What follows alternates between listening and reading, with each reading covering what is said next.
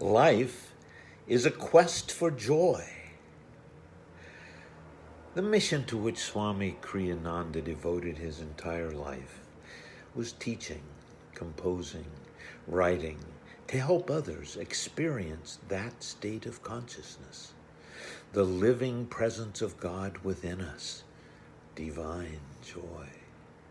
From Swamiji, we learned that the purpose of human life is to find God, to find joy in God, and that is the only reason for our existence. Job, friends, the many material and intellectual interests with which we surround ourselves, these things are just a sideshow. They can never provide us with true and lasting happiness, for the simple reason that none of them in itself is complete. We are always left wanting more, and sometimes very painfully so. But only God encompasses everything.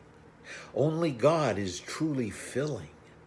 Only in God can we be filled with divine joy. That's why Jesus said, "Seek ye first the kingdom of God, and all these things shall be added unto you." Seek ye first the giver of all gifts, the giver of joy, and you shall receive from him all his gifts that are less fulfilling as well. Joy is an aspect of God. Paramahansa Yogananda told us, divine joy is like millions of earthly joys, crushed all together into one. Our quest for human happiness is like looking around trying to find the light of a candle when we're out taking a walk in the bright sunlight.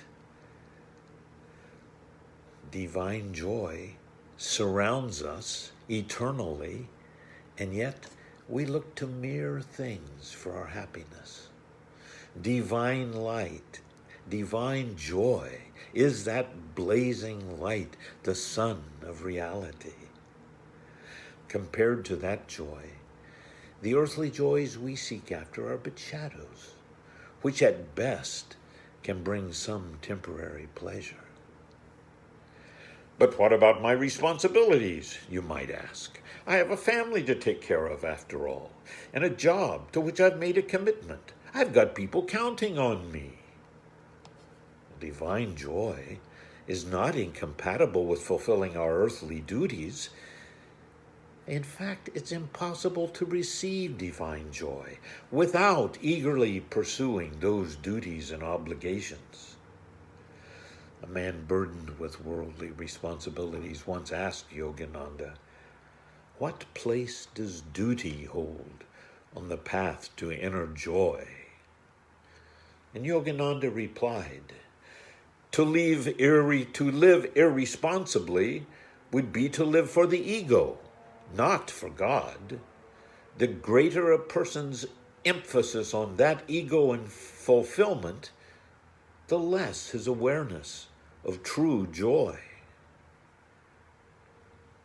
Now, to fulfill one's duties in life may not always be easy. It may not always be immediately enjoyable. But attaining divine joy is a long-term proposition. We must discharge our duties in life and not avoid them if we would attain that freedom, if we would experience that joy that only comes from that inner freedom. People of success are those who have the nerve enough to make an indelible blueprint in their minds of whatever they wish to create, whatever they want to build or produce upon this earth.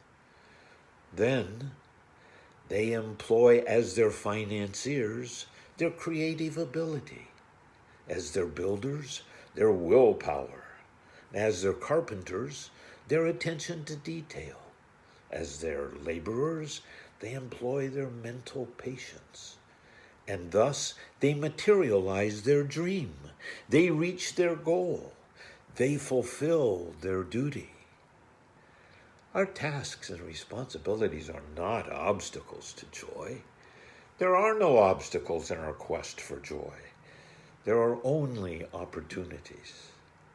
Every one of our tasks can be done with great joy. Now, Yogananda taught us that the greater the will, the greater the flow of energy, and he taught us that primarily to show how we can fill our bodies with energy. But this principle can be applied to every aspect of our lives. It is the way divine grace itself works. As we learn from that ancient yogic technique known as priming the pump, do not wait for joy to come to you, but be joyful first yourself. Do not wait for joy to come to you. If you want divine joy in your life, live joyfully now.